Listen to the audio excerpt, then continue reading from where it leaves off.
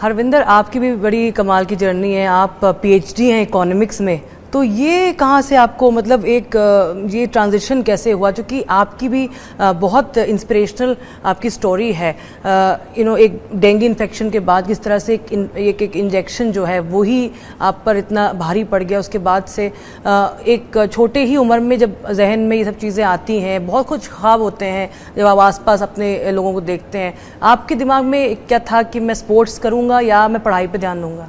जी, शुरू से ही जब मैं 12th के बाद पटियाला पढ़ने के लिए ही गया था 2010 में, तो वहाँ से फिर 12 में लंदन ओलंपिक्स के मैच देखे, तो तब से आर्चरी शुरू कर दी।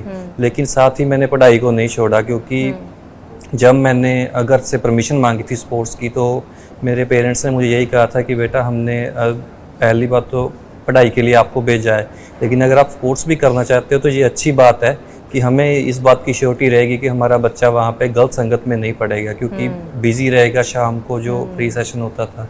तो पेरेंट्स ने पूरा साथ दिया। तब से मुझे ये था कि आर्चरी भी चलती रहे, और मैं अपना शुरू से ही करियर सोच रहा था टीचिंग में। अच्छा। मैंने जब आर्चरी करते करते पीएचडी शुरू की, फिर मैंने यूजीसी नेट पे क्वालिफाई किया 2 बार।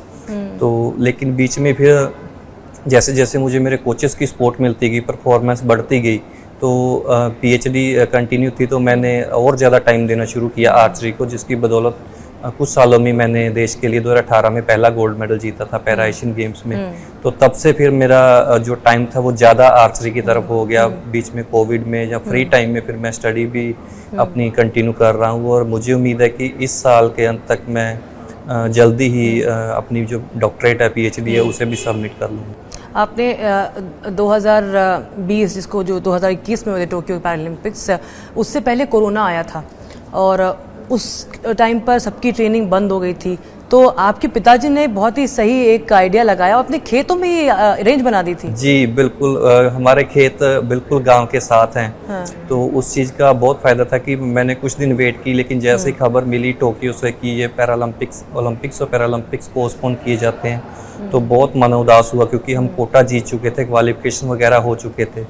लेकिन फिर ये न्यूज़ मिली कि वो 1 साल बाद होंगे। तो इस न्यूज़ को मैंने पॉजिटिवली ऐसे लिया कि मुझे 1 साल ज़्यादा मिल गया तैयारी का। तो मैंने पटियाला से इक्विपमेंट मंगवाया। मुझे वो दिन याद है जब मेरे फादर और मेरे भाई ने ट्रैक्टर से वो जो हमारा खेत था उसे बिल्कुल समतल किया। अच्छा। क्योंकि गेहूं की कटाई उस टाइम तक हो चुकी थी। तो बिल्कुल दोपहर में जो हमारे एक पेड़ है खेत में, उसके नीचे मैं खड़ा होकर 70 मीटर पे शूट करता था। अच्छा। तो वो मेरे जो गांव वाले थे उनके लिए ये चीज़ नहीं थी, क्योंकि उनको पता था लेकिन लाइव नहीं देखा था। तो वहाँ पे छोटे छोटे बच्चे, क्योंकि गर्मियों के दिन थे, बच्चे ज़्यादातर रहने आए हुए थे अपनी माँ बाप के साथ, अपने रिलेटिव्स के पास। तो बहुत वहाँ पे हर टाइम कोई ना कोई होता था देखने के लिए। तो वो सारी चीज़ें सोलो प्रैक्टिस जो हुई मेरी 3 से 4 महीने, उसके बाद साई सेंटर्स खुले, तो उस चीज़ ने काफ़ी हेल्प की मेरी परफॉर्मेंस को। और मैं आज भी उस चीज़ को कंटिन्यू रखता हूँ। आज भी मेरे खेत में जगह छोड़ी गई है, वहाँ पे टारगेट आज भी लगा हुआ है। अच्छा। तो मैं वहाँ पे जब भी घर जाता हूँ, चाहे 2-4 दिन के लिए ही सही, मैं प्रैक्टिस करता हूँ।